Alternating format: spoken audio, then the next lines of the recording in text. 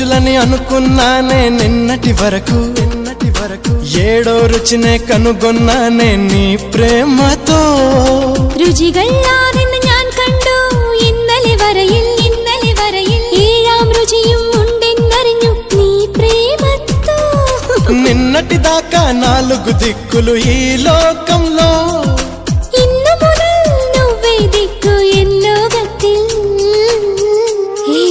മനസ്സിലായോ నీ పలుకులే కీరవాణి నా పెదవితో తాళమేయని